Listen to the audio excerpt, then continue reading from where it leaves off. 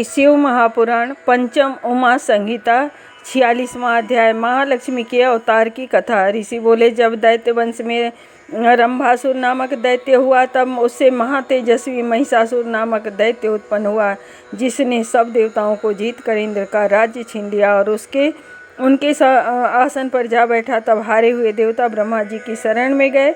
ब्रह्मा जी उन्हें लेकर विष्णु और शिव जी के स्थान को गए। वहां जाकर सबने शिव और केशव को प्रणाम कर महिषासुर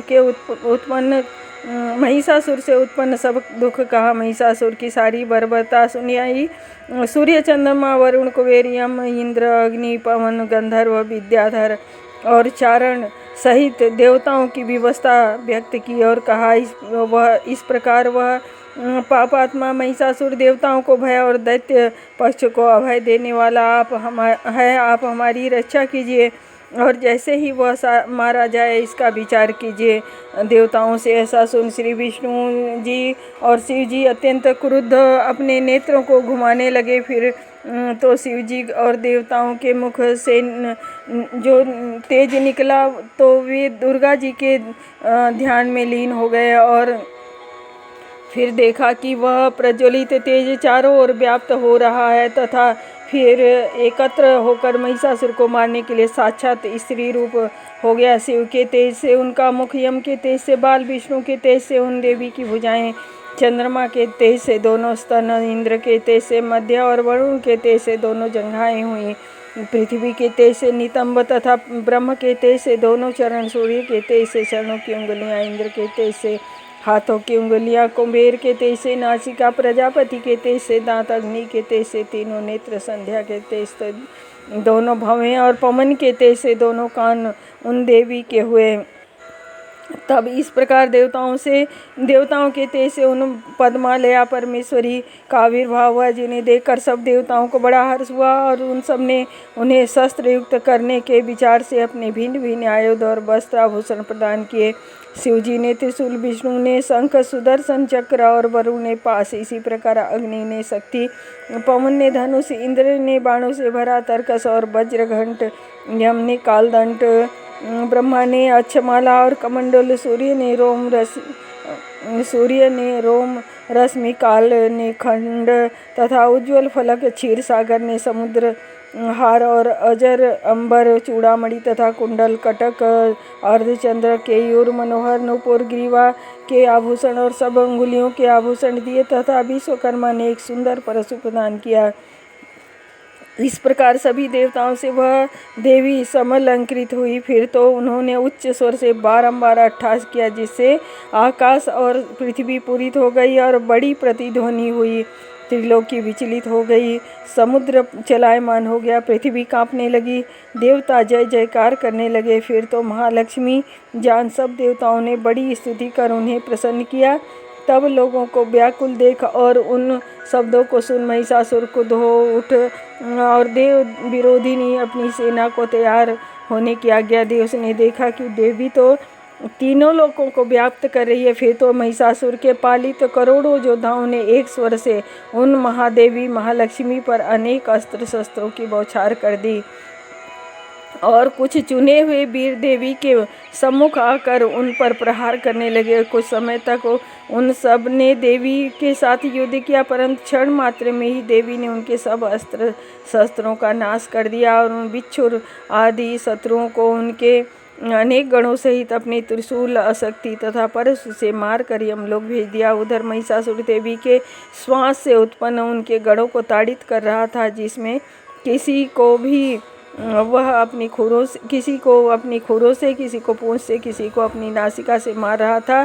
उसकी इस मार से देवी के कितने ही गढ़ मारे गए। पश्चात वह देवी के सिंह को भी मारने दौड़ा, जिसे देख देवी बड़ी कुपित हुई। महिषासुर द्वारा देवी पर बड़े बड़े पहाड़ आकाश से गिरने लगे। उसने अपने सिंहों से पर्वतों को तोड़ डाला, समुद्र खंड खंड कर दिया और चारों ओर से किनारों के टूट टूट कर जब वह चले, तब महिषासुर को इस प्रकार युद्ध करते देख देवताओं को अभयदात्री अंबिका ने उसे मारने का यत्न किया और उन ईश्वरी ने पास उठा ज्यों ही उसके ऊपर फेंक कर बांध लेना चाहते हूँ, उसने अपना महिषासुर का वह रूप त्याग छल से सिंह का रूप धर लिया। और जब देवी ने उसका शरीर काटना चाहा तो वह हाथ में खड्ग ले खड़ा हो गया तथा पुनः हाथी का रूप धारण कर सुंड से उनके सिंह को ताड़न करने लगा।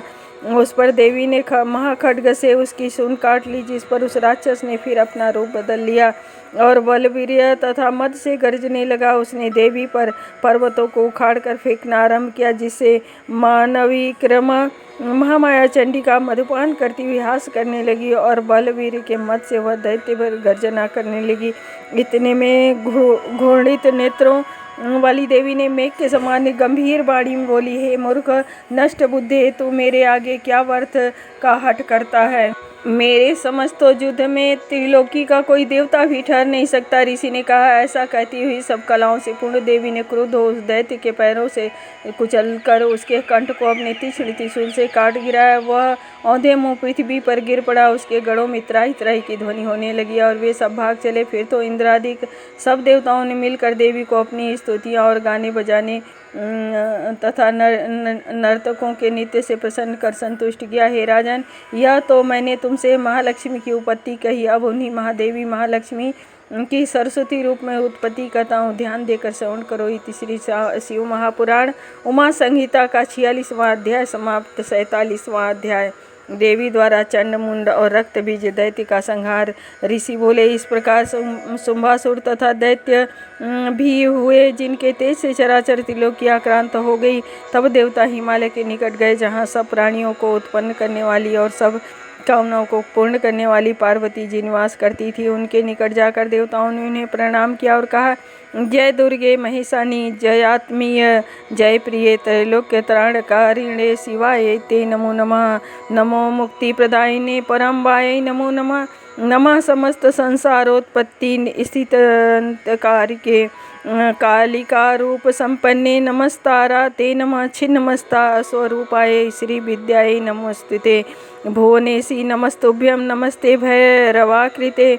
नमस्तु बगलामुखे धूमावत्यै नमो नमः। नमस्त्रिपुरसुन्दरे मातंग्याय ते नमो नमः। अजिताय नमस्तुभ्यं। विजयाय नमो नमः। जयाय मंगलाय ते विलासिन्यै नमो नमः। दौघ्री रूपे नमस्तुभ्यं। नमो घोराकृतेस्तु ते नमो पराजिताकारे नित्याय नमो नमः। शरणागत पालिन्यै रुद्राय ते नमो नमः। नमो वेदांत वेद्याय नमस्ते परमात्मने। अनंत कोटि ब्रह्मांड नायिकाय नमो नमः। जब इस प्रकार देवताओं ने स्तुति की तो शिवा पार्वती प्रसन्न होकर वर देने को उद्यत हो बोली, हे देवताओं, तुम क्यों स्तुति कर रहे हो। यह कहते ही पार्वती जी के मुख से एक कन्या प्रकट हो गई और पार्वती जी से बोली, हे माता, इस समय शुंभ निशुंभ दैत्य बड़े ही प्रबल हो सबको पीड़ित कर रहे हैं, जिससे आक्रांत हो समस्त स्वर्गवासी देवता मेरी स्तुति करने आए हैं। फिर देवी ने कहा, हे देवताओं, देखो कि देवी के शरीर से निकली हुई वह शक्ति शंभु निशुंभ का नाश करने पर उद्यत है, जिसका नाम कौशिकी है। वही उग्र तारका है वह तथा वही महोग्र तारका भी है और पृथ्वी पर उसी को मातंगी भी कहा जाता है। तब उसने सब देवताओं को अभय करते हुए कहा कि मैं स्वतंत्र हूँ और किसी के आश्रय से भी तुम्हारा कार्य पूर्ण करूँगी। ऐसा कहकर देवी तत्क्षण अंतर ध्यान हो गए और चंडमुंड जो शुंभ निशुंभ के सेवक थे, उन्होंने देवी को देख लिया। देवी को देखते ही वे मूर्छित हो पृथ्वी पर गिर पड़े और जाकर उसके अनुपम सौंदर्य को देखकर सब वृत्तांत अपने राजा से कह सुनाया और यह भी कहा कि तीनों लोकों में उसके समान न कोई दूसरा आसुरी है, न कोई नागकन्या है, न कोई गंधर्वी है, न दानवी है। हे प्रभु, ऐसी स्त्री रत्न को एकमात्र आप ही भोगने योग्य पुरुष है, रत्न है। चंडमुंड से ऐसी सब बातें सुनकर उस दैत्य ने उस देवी के पास भेजने के लिए अपने सुग्रीव नामक दूत को बुलाकर कहा कि तुम हिमालय पर्वत पर जाओ और वहाँ जो कोई सुंदरी स्त्री है उसे किसी न किसी उपाय से यहाँ ले आओ। उसको लाने में कुछ भय न करना। यदि युद्ध की इच्छा हो तो युद्ध भी किया जाएगा। तब दैत्यराज की ऐसी आज्ञा से वह धूम्रलोचन नामक दैत्य हिमालय पर जाकर पार्वती के अंश से उत्पन्न हुई त्रैलोक के स्वामिनी से बोला, हे नितंबिनी, तुम मेरे स्वामी के पास चलो, अन्यथा मैं अपने 60,000 दैत्यों के द्वारा तुझे नष्ट कर दूंगा। यह सुन देवी ने दैत्यराज के भेजे हुए वीर दूत से कहा, हे दूत, यदि तू मुझे मार डालेगा तो मैं क्या करूंगी, इसलिए संग्राम के बिना मैं वहां नहीं जा सकती। ऐसा सुन वह धूम्रलोचन उनके ऊपर दौड़ा, जिसे महेश्वरी ने अपने एक हुंकार से भस्म कर दिया। उसी दिन से वह देवी संसार में धूमावती नाम से विख्यात हुई। पश्चात देवी के सिंह ने धूम्राक्ष दैत्य के साथी सैनिकों को एवं गणों को भक्षण कर लिया, और शेष भाग जब साथियों सहित उसके संहार की बात सुंभन दैत्य को ज्ञात हुई तो अत्यंत क्रुद्ध हो मिसाता और दोनों होठ काटता हुआ क्रमशः चंडमुंड और रक्त बीज नामक दैत्यों को वहां भेजा, जहां वह देवी स्थित थी। अब अणिमादि की सिद्धियों से रक्षित और अपने तेज से सब दिशाओं को प्रकाशित करने वाली उस सिंह वाहिनी भगवती के पास जाकर उन दैत्य ने कहा, देवी, अब तो अति शीघ्र ही सुम दैत्य के चरणों में जा, नहीं तो हम तेरे गणों और वाहनों सहित तुझे मार ही डालेंगे। हे बामे, तुम उस पति को वर्ण करो जिसकी 8 लोकपाल स्तुति किया करते हैं, उसे प्राप्त कर तुम वह आनंद भोगोगी जो देवताओं को भी दुर्लभ है। तब उसके ऐसे वचनों को सुनकर परमेश्वरी देवी ने किंचित हास्यपूर्वक यह मधुर वाक्य कहा, अद्वितीय ब्रह्म तो सदाशिव हैं, जिनके की भेद को कोई भी नहीं जानता और जिनके समक्ष विष्णु आदि देवता भी कुछ नहीं है। मैं उन्हीं परमात्मा की सूक्ष्म प्रकृति हूँ, तब अन्य पति को कैसे वर्ण कर सकती हूँ।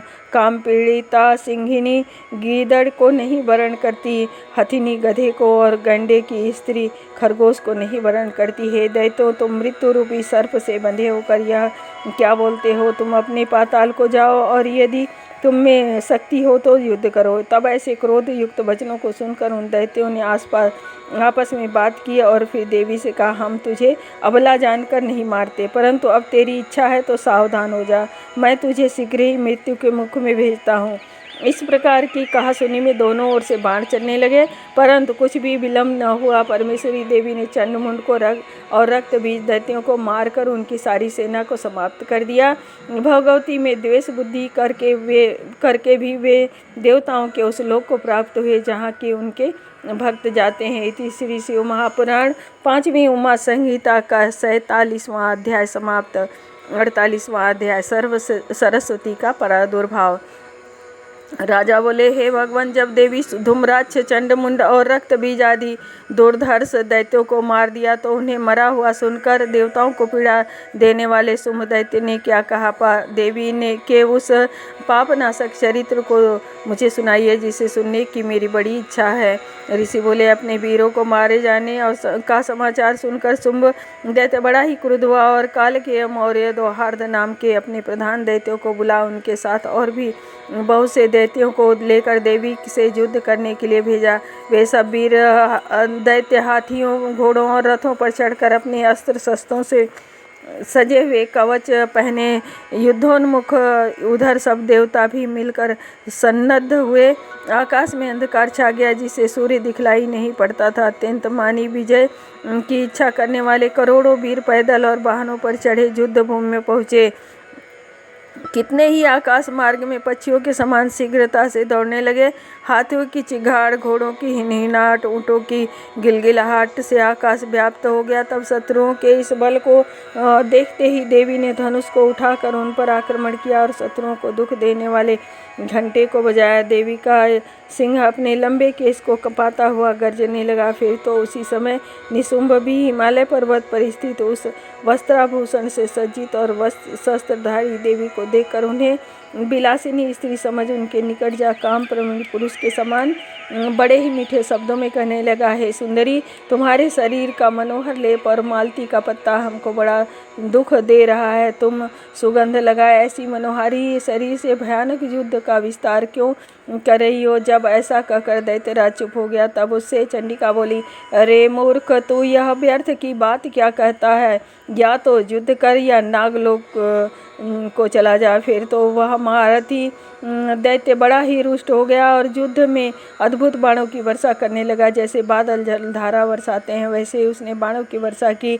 वर्षा का सा समय हो गया। पैने बाणों, त्रिशूलों, फरसों और भिंडी पाल, परिध तथा धनुष आदि से घोर युद्ध होने लगा। काले पर्वतों के समान बड़े बड़े हाथी भ्रमण करने लगे। युद्ध भूमि की स्वच्छ वायु में शुंभ निशुंभ की काली पताका फहराने लगी। देवी काली युद्ध करने वाले दैत्यों को मछली के समान उनके कंधों को काट कर देह से भिन्न करने लगी। क्षण मात्र में ही उन्होंने उस दैत्य के घोड़े को भयंकर पक्ति को काट कर परास्त कर दिया। इसके अतिरिक्त कालिका ने सिंह से बचे हुए दैत्यों को मार काट कर चकने पूर्ण कर दिया।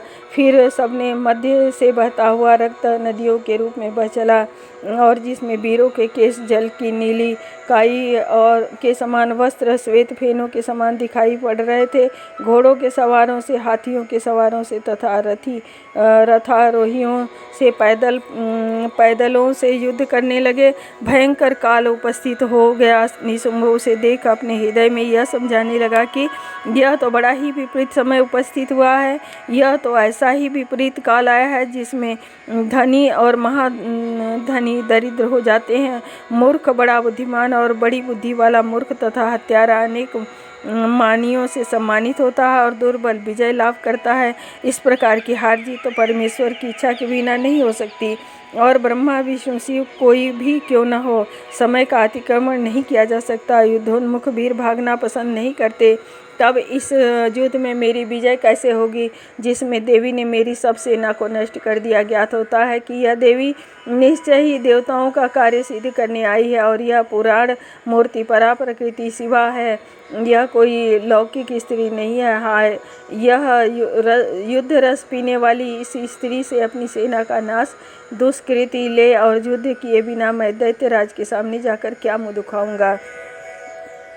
इस प्रकार विचार अपने मन में स्थिर कर वह महारथी दैत्य सारथी से कहा, अपने रथ को शीघ्र ही आगे बढ़ा ले जाकर वहां खड़ा कर दिया जहां की देवांगनाओं से प्रार्थित यौवन प्राप्त पार्वती जी विद्यमान थी। वहां जाकर उसने यह कहा कि हे महेशानी, इन वेतनभोगी वीरों को मारने से तुम्हें क्या लाभ होगा। यदि तेरी युद्ध करने की इच्छा है तो कवचों को उतार कर हम दोनों युद्ध करें। तब कौशिकी ने काली से कहा, भला इन दोनों का दुराग्रह तो देखो। काल ही बुरे मार्ग में प्रवृत्त कराता है। विपत्ति के आने पर बुद्धि को वही विपरीत करता है। इतने में निशुंभ ने चंडिका और काली पर अपने 1000 बाणों बरसा दिए। पार्वती ने अपने बाणों से मारकर उसके तलवार और ढाल को उठाकर कंठरियों में सिर पर मारा। इसे उत्तर में अंबिका ने उसकी तलवार को काट दिया। तलवार कट जाने पर उसने एक तीव्र बाण फेंककर श्री देवी के वक्षस्थल में मारा। त्रिशूल से हृदय पर प्रहार किया परंतु देवी ने उसे अपने मुष्टिका से तोड़ डाला। फिर तो वह महारथी गदा लेकर देवी के ऊपर दौड़ा जिसे देवी ने अपने त्रिशूल की धार से चूर्ण चूर्ण कर दिया। अब दैत्य के मरने का समय उपस्थित हुआ। देवी ने भयंकर सर्पों के समान हुंकार करते हुए अपने 20 बुझे बाणों से निशुंभ को मारकर पृथ्वी पर गिरा दिया। तब मान बल से युक्त छोटे भाई के मरने पर दैत्यराज शुंभ क्रोध होकर रथ पर बैठ शिवप्रिया के समीप गया और शत्रुओं के हृदय को दहलाने वाले अपने शंख को बजाया। दूसरा धनुष का टंकार किया जिसे सुनकर देवी सिंह भी अपने बड़े बड़े केसों को हिलाकर भयानक शब्द करने लगे। देवी भी गर्जने लगी परंतु तीनों के नाद से आकाश गूंज उठा। पश्चात जगदम्बा ने ऐसा जोर का ठास किया जिससे सारे दैत्य डरने लगे। देवताओं ने जय जयकार किया। इसी समय देवी ने उस दैत्य से कहा, तू भी अब सावधान हो जाए। यह सुन दैत्यराज ने देवी पर अपनी एक अग्निवदीप्त विशाल शक्ति को छोड़ा जिसे देवी ने नष्ट कर दिया तथा पार्वती ने जो बाण फेंका उन बाणों को उस दैत्य ने काट डाला। फिर तो चंडिका ने कुपित हो उस महादैत्य को त्रिशूल उठाकर ऐसा मारा कि वो मूर्छित हो कटे पर्वत के समान पृथ्वी पर गिर पड़ा। परंतु उस महाबली ने त्रिशूल के दुख को भी सहन कर लिया और 1000 भुजाएं धारण कर देवताओं के नाश करने वाले चक्रों से कालिका और सिंह सहित महेश्वरी को ताड़न किया। किंतु महेश्वरी ने अपना त्रिशूल उठाकर उसके चक्रों को लीलावत काट कर उस दैत्य को अपने लोक को पावन कर कमलों से मार कर मृत्यु के हवाले कर दिया। इस प्रकार देवी पार्वती के शुभ करों से मरकर वह दोनों दैत्य परम धाम को प्राप्त हुए। देवता सुखी हो स्वर्ग में जा बसे। बच्चे खुचे दैत्यों को काली तथा सिंह आदि भक्षण कर लिया और जो कुछ बच गए थे वे भयभीत हो दसों दिशाओं में भाग गए। फिर तो देवी की कृपा से नदियाँ अपने ठीक स्थान पर स्वच्छ जल वाली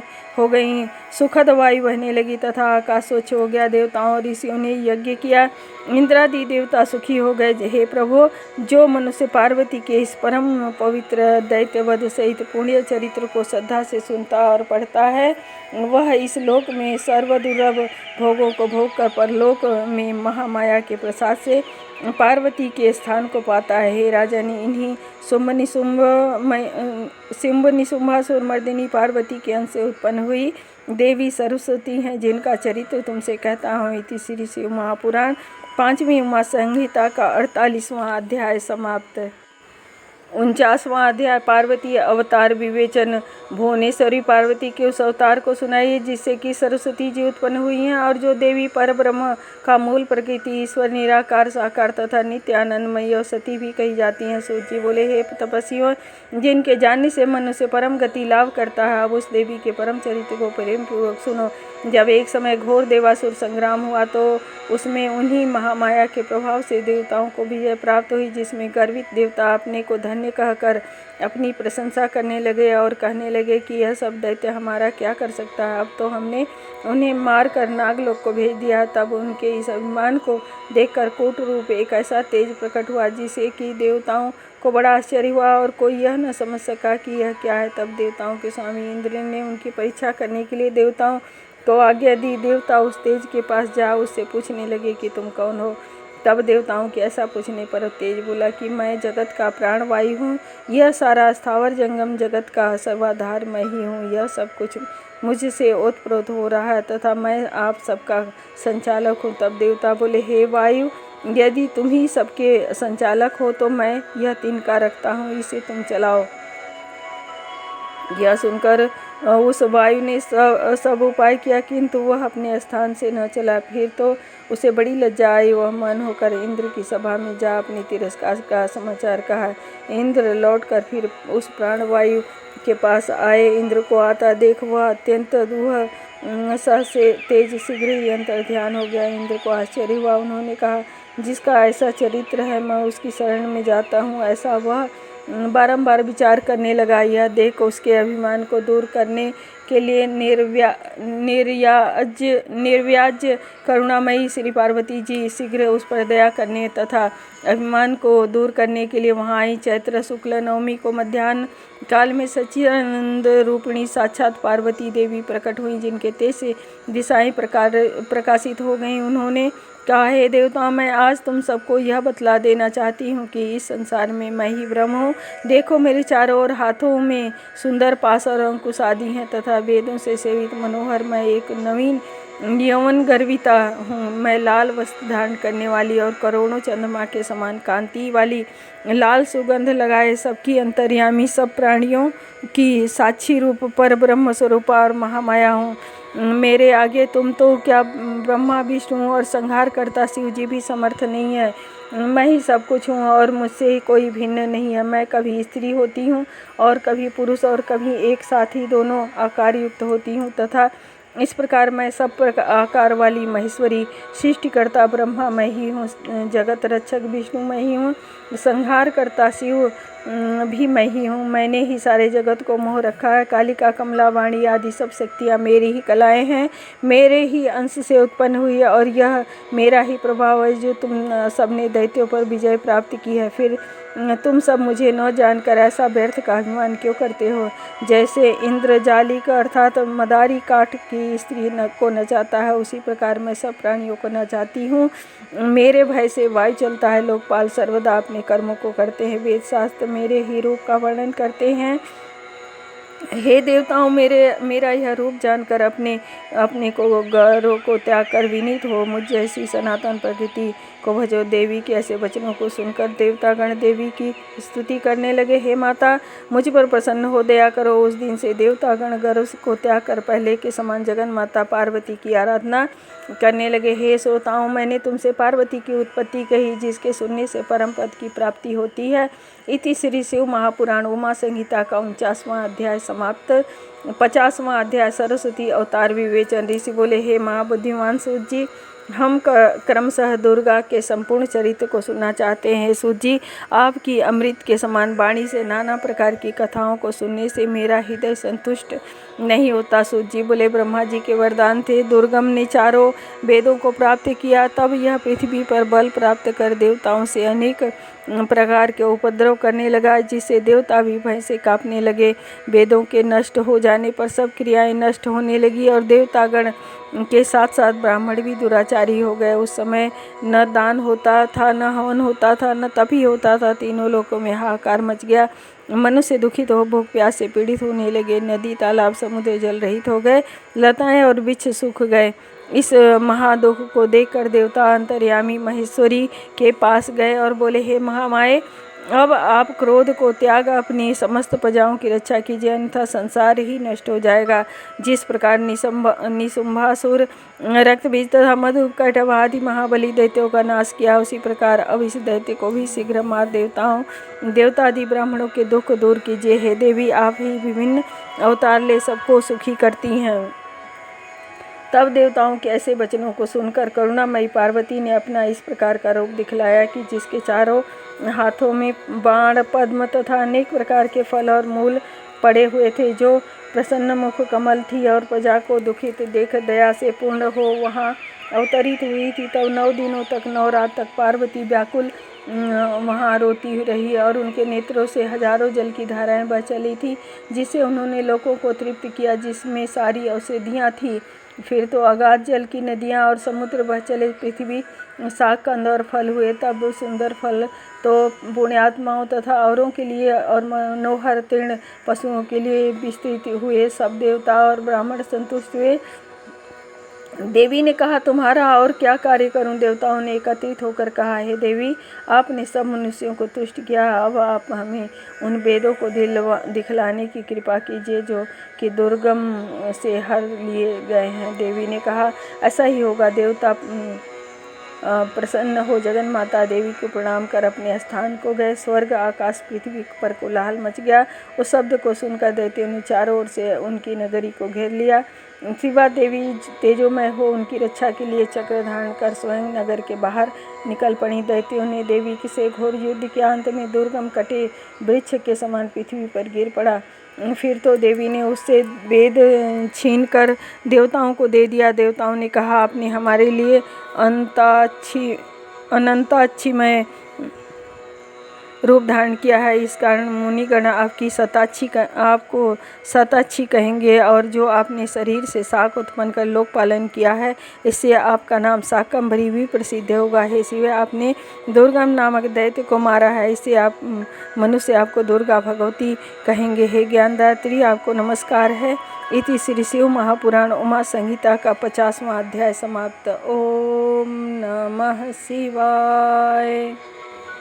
51वां अध्याय क्रिया योग निरूपण। मुनि बोले, हे व्यास जी, कैसी से परम पौराणिक सूत जी, हे महाभाग, अब हम आपकी का यह चरित्र जो जगदम्बा पार्वती के श्रेष्ठ क्रिया योग से संबंधित है, जिसे संत कुमार जी ने व्यास जी ने सुना है, उसे सुनना चाहते हैं, कृपा कर कहिए। सूत जी बोले, हे महात्मन, आप धन्य हैं जो देवी की भक्ति में इस प्रकार दृढ़व्रती हैं। अतएव अब उस पराशक्ति के परम गुप्त रहस्य को सुनिए। व्यास जी बोले, हे सर्वज्ञ सनत कुमार जी, हे ब्रह्मा के पुत्र महामतिमान, मैं पार्वती जी के परम सुंदर क्रिया को सुनना चाहता हूँ कि उसका क्या लक्षण है और उसे करने से क्या फल होता है। पराम्बा का वह सब अत्यंत प्रिय चरित्र मुझसे वर्णन कीजिए। संत कुमार जी बोले, हे महामते, जिस रहस्य को तुमने पूछा है वह सब मैं वर्णन करता हूँ, सुनो। ज्ञान योग, क्रिया योग, भक्ति योग, ये 3 मार्ग श्री